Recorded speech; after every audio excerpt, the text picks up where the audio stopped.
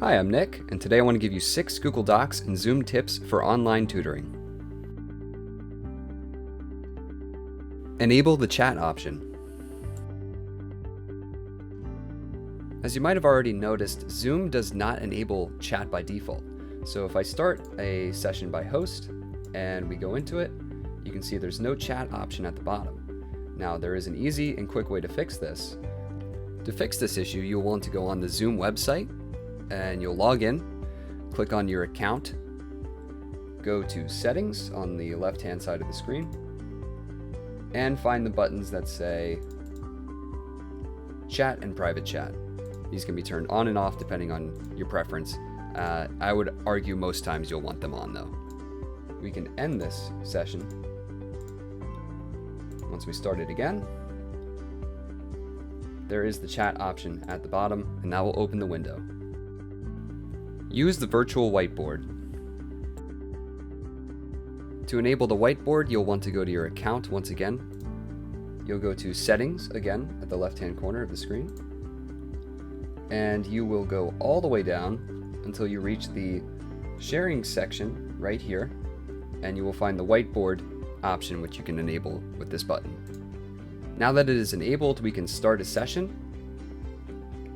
And once we are in, we will go to share screen, and whiteboard will be one of the options at the top that you can select and share.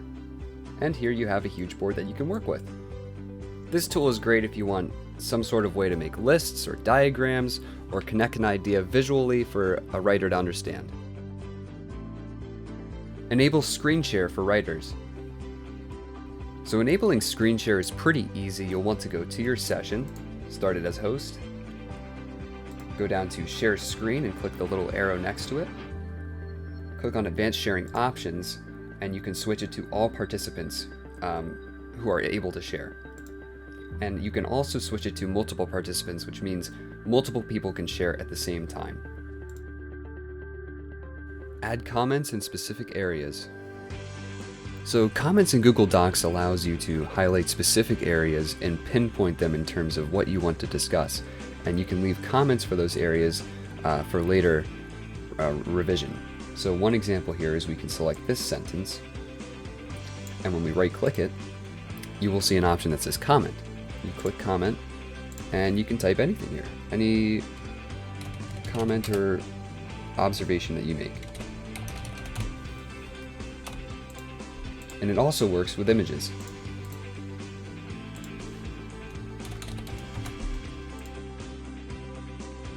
Use speech to text for quick notes.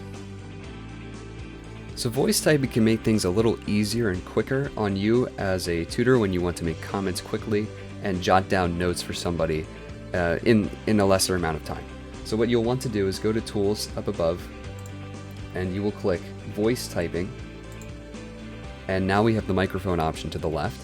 When we click this, before we do that, we will highlight a section to be commented on, and we can click this, and we will say what we want to say for the comment. So we will say, insert comment, this looks really good.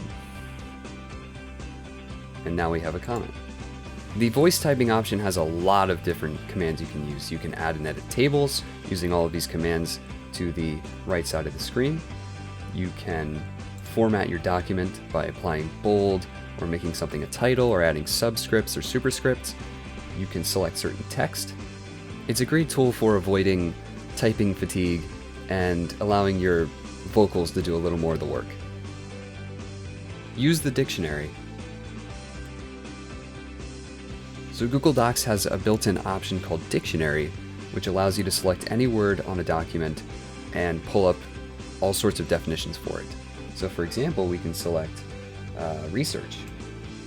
And when we right-click that, we have an option called Define Research. We'll click that. And to the right side of the screen, we can see a definition of the word, what part of speech it is, and we also have a lot of synonyms that we can use.